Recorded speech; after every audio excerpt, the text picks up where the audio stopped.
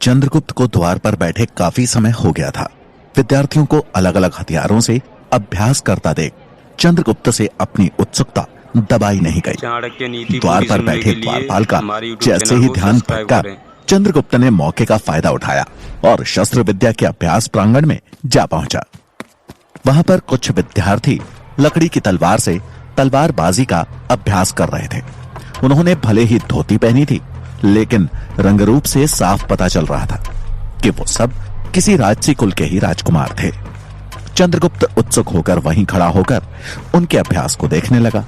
उनमें से एक राजकुमार लकड़ी की तलवार से अपने प्रतिद्वंदी के सिर पर लगातार वार किए जा रहा था। वो दूसरा बच्चा अपनी ढाल से हर वार को रोकने के प्रयास में बस धीरे धीरे ढाल लिए नीचे झुकता जा रहा था। ये देख चंद्रगुप्त चिल्लाया, अपनी ढाल से उसकी तलवार का रुख बदल दो, तुम्हें पलटवार का मौका मिल जाएगा। ये देख तलवार से वार कर रहा राजकुमार रुक गया और चंद्रगुप्त की ओर बढ़ते हुए बोला, कौन है तू? हमसे ज्यादा जानता है क्या? हाँ? उसके साथ अभ्यास कर रहे राजकुमार भी उसके पीछे पीछे चंद्रगुप्त के पास पहुंच गए और उसे घेर लिया।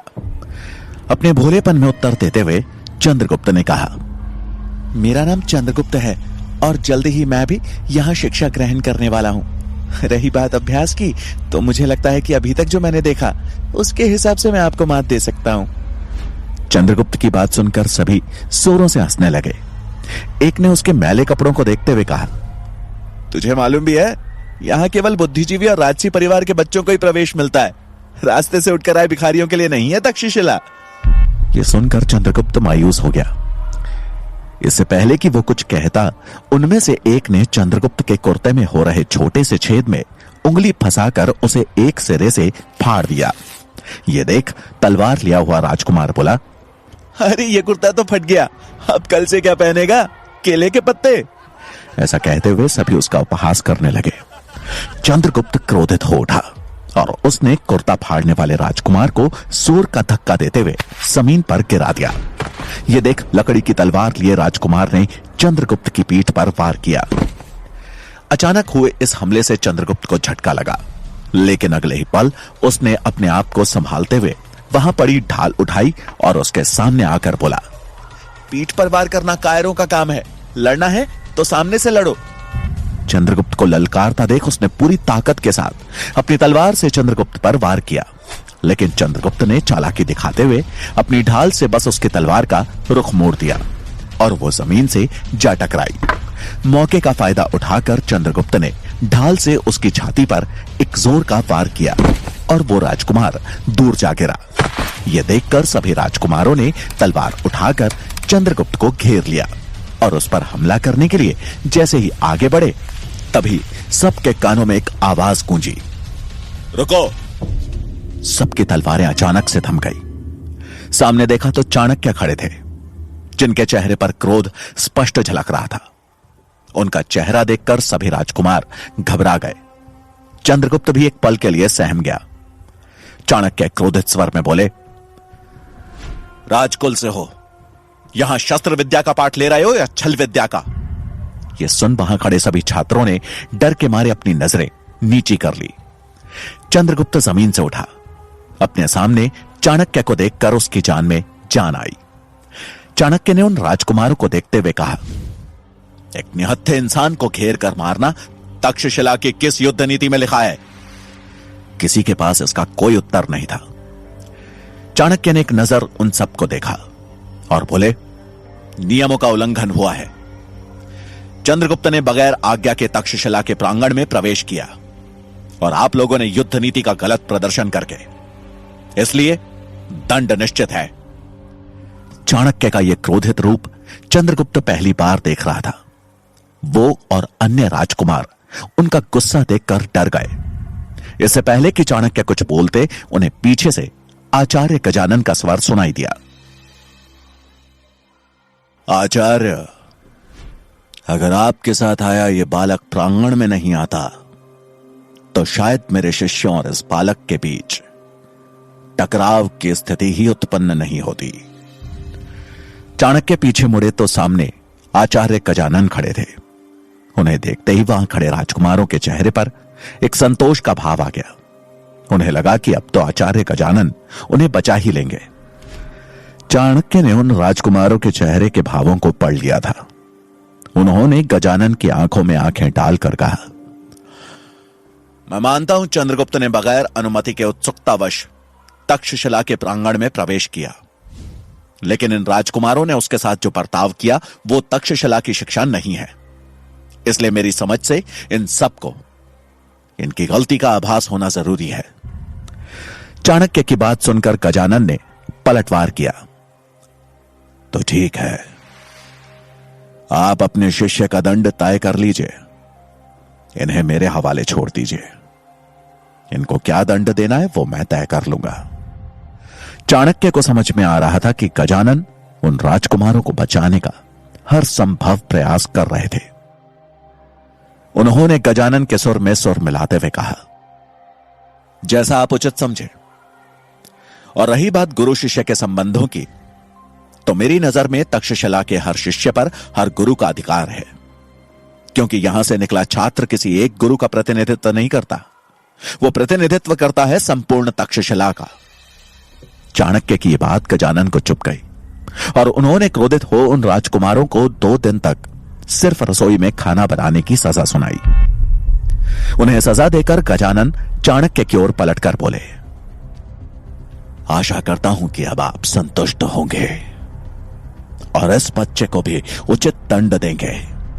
गजानन की बात सुनकर चाणक्य ने कहा, अवश्य, लेकिन मेरे लिए किसी पर दंड का सकारात्मक प्रभाव दिखना ही उस दंड का सही मायना है।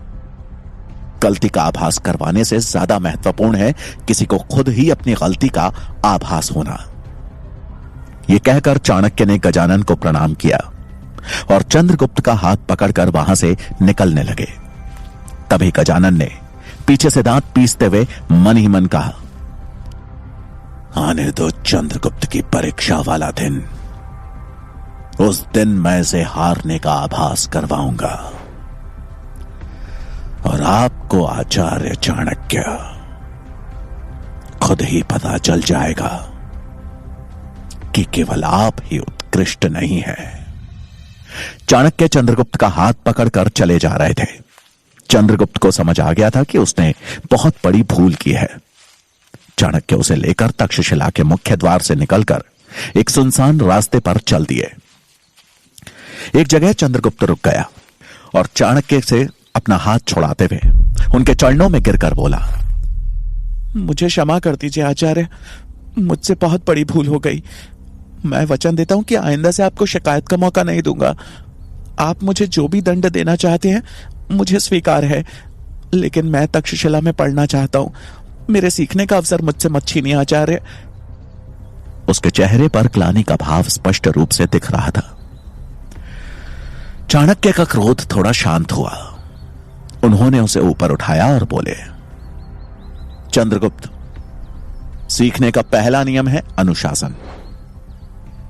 अनुशासन के बिना किसी भी शिक्षा का मोल नहीं रह जाता। तुमने जो किया है उसके लिए दंड तो मिलेगा। और रही बात शिक्षा की, तो तक्षशिला में प्रवेश लेने के लिए तुम्हें परीक्षा में उत्तीर्ण होना होगा। यह ध्यान रहे कि आचार्य गजानन की देखरेख में ही तुम्हारी परीक्षा होगी, और यह परीक्षा जितनी तुम्हारी है उतनी ही मेरी भी है। दंड की बात कहते हुए चाणक्य भावुक थे, लेकिन उन्होंने अपने इस भाव को उजागर नहीं होने दिया।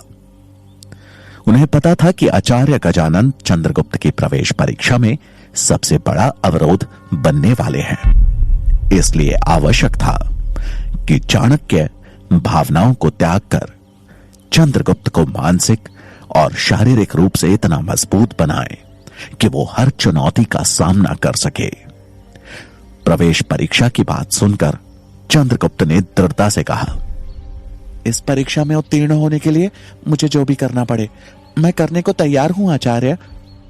चाणक्य मुस्कुराए और बोले, चंद्रगुप्त, मेरी शिक्षा प्राप्त करने के लिए आवश्यक है कि तुमने आज तक जो भी सीखा है वो भूलना होगा। अपने मस्तिष्क को खाली कर तैयार होना होगा एक नए आरंभ के लिए। चाणक्य की इस बात का अर्थ तो चंद्रगुप्त को उस समय समझ नहीं आया, लेकिन जल्द ही उसका यह गुरु अब उसका सबसे बड़ा शत्रु बनने वाला था। कुछ समय बाद चाणक्य और चंद्रगुप्त विश्वविद्यालय के समीप बने एक आश्रम में पहुंचे। यह आश्रम चाणक्य के एक खास शिष्य सूरजमल का था। एक लंबे समय बाद अपने गुरु को देखकर सूरजमल के मुख पर प्रसन्नता थी। चाणक्य भी अपने प्रिय शिष्य सूरजमल से मिलकर खुश हुए और चंद्रगुप्त का परिचय कराते हुए बोले, सूरजमल, यह चंद्रगुप्त है। इसे तक्षशिला विश्वविद्यालय में प्रवेश के लिए तैयार करना है। मैं चाहता हूं कि तब तक ये यहां पर ही रहे। सूरजमल ने पूर्ण सम्मान के साथ अपने आचार्य और चंद्रगुप्त दोनों का स्वागत किया। रात को चाणक्य ने एक बार फिर से चंद्रगुप्त के भोजन में विष की हल्की सी मात्रा मिला दी, जिसका असर होते ही चंद्रगुप्त का शरीर शिथिल पड़ने लगा। और इससे पहले कि वो सोता, चाणक्य उसके पास आए और बोले, सोने जा रहे हो? लेकिन याद रहे, आज रात सोते समय तुम करवट नहीं लोगे, सीधा सोओगे। यही तुम्हारा दंड है। चंद्रगुप्त को समझ नहीं आया कि आखिर आचार्य ऐसा क्यों कह रहे हैं, लेकिन उसने उन्हें वचन दिया और सोने के लिए सीधा लेट गया। चंद्रगुप्त को जल्दी ही नींद आ गई, लेकिन अचानक माथे पर टपकी पानी की एक बूंद ने उसकी निद्रा भंग की। उसे समझ नहीं आया कि बगैर बारिश के ये पानी कहां से टपक रहा था। उसे वापस नींद आने लगी, लेकिन एक बार फिर से एक बूंद उसके माथे से आ टकराई। अब चंद्रगुप्त ने बड़े ध्यान से देखा कि उसके ठीक ऊपर कुटिया की छत से एक मिट्टी का घड़ा बंधा हुआ था और वो पानी की बूंद हर थोड़ी देर में उसी से टपक रही थी। अब ये टपकती पानी की बूंद चंद्रगुप्त की नींद में खलल डालने लगी थी, लेकिन वचनबद्ध हो चंद्रगुप्त करवट भी नहीं ले सकता था। उसे आभास हो गया था कि आज रात भर उसकी यही दशा रहने वाली है। सूरजमल ने जब यह देखा तो वो हैरान रह गया और फिर रात के अंधेरे में आश्रम में टहल रहे चाणक्य के समीप आकर कहा, आचार्य,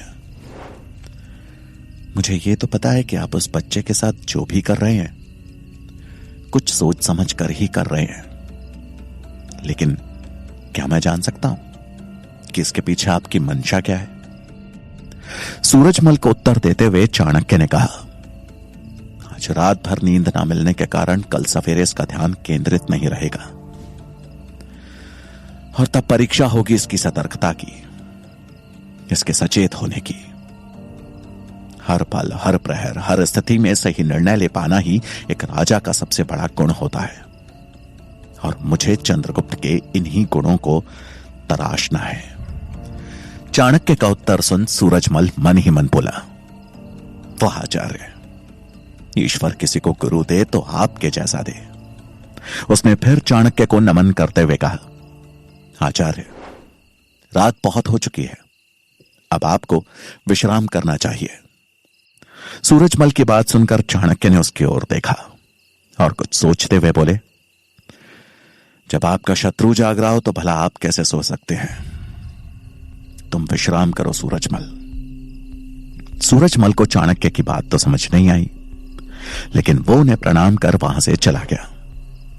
चाणक्य ने बड़ी गंभीर मुद्रा में आकाश में चमक रहे चांद और टिमटिमाते तारों को देखा और मन ही मन बोले, राजा धनानंद तो अपनी भोग विलासिताओं में मुझे भूल भी चुका होगा, लेकिन उसके मंत्रिमंडल में कोई तो है जो मुझे मिटाने के हर संभव प्रयास कर रहा है और अब उसके निशाने पर चंद्रगुप्त भी आ चुका है।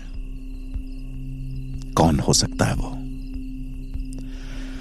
जल्द ही पता लगाना होगा।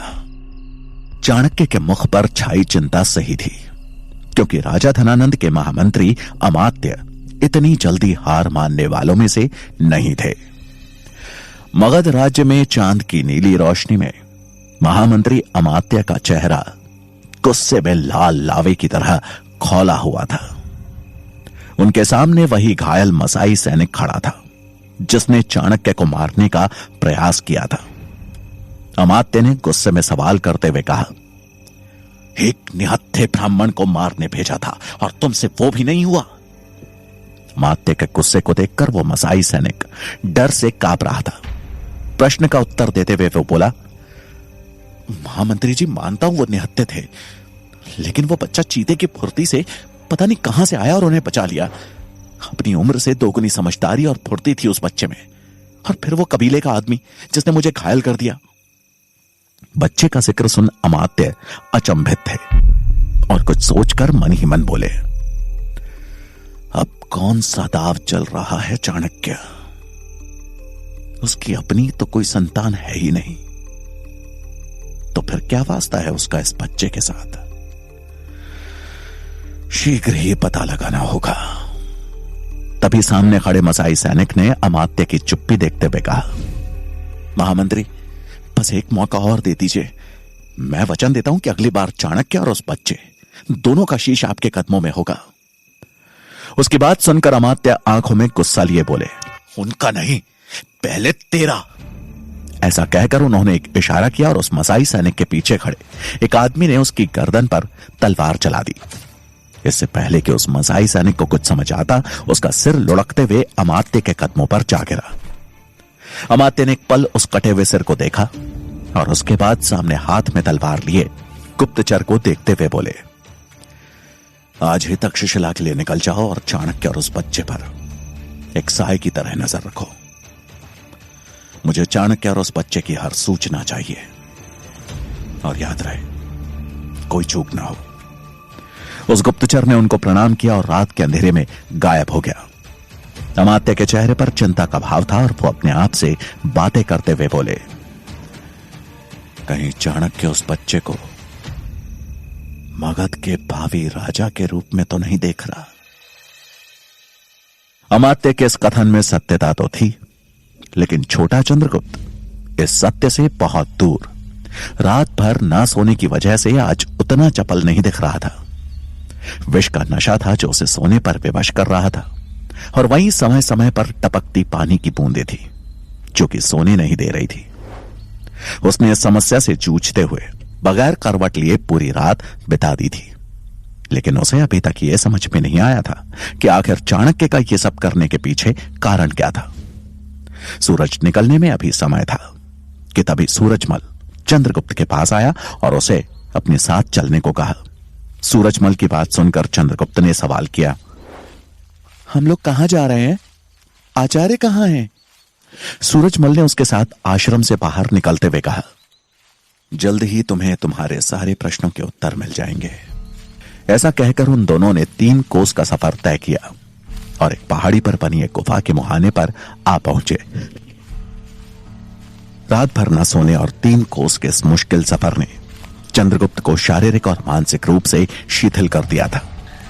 वहां पहुंचकर चंद्रगुप्त ने सवाल किया, ये कहां लेकर आए हैं आप? सूरजमल ने उसकी बात का कोई जवाब नहीं दिया और गुफा के अंदर जाते हुए कहा, मेरे पीछे आओ। थका हारा चंद्रगुप्त चुपचाप सूरजमल के पीछे चल दिया। वो जैसे जैसे आगे बढ़े गुफा में अंधेरा बढ़ता चला गया। थोड़ी ही देर में चंद्रगुप्त के बगल से चमगादड़ों का झुंड निकला। उनके अचानक इस तरह आने से चंद्रगुप्त थोड़ा छिप गया, लेकिन फिर अपने आप को संभाल आगे बढ़ा। कुछ दूर चल चंद्रगुप्त को आभास हुआ कि उस गुफा के बीचों बीच एक सरोवर है। गुफा की दीवार से रिस कर आने वाला पानी वहां जमा हो रहा था। उस जगह पर चमगादड़ों का हुजूम था। उनके पंखों के फड़फड़ाने की आवाज की वजह से उठ रहा शोर दिल दहला देने वाला था। अंधेरे में चंद्रगुप्त को बस आवाज सुन कुछ चीजों के होने का आभास हो रहा था, लेकिन दिखाई कुछ भी नहीं दे रहा था। अपने आप को ऐसी जगह पर देखकर चंद्रगुप्त ने सूरजमल को आवाज देते हुए पूछा, कितना अंधेरा है यहां? आचार्य ने यहां आने के लिए क्यों कहा? लेकिन सूरजमल का कोई पता नहीं था।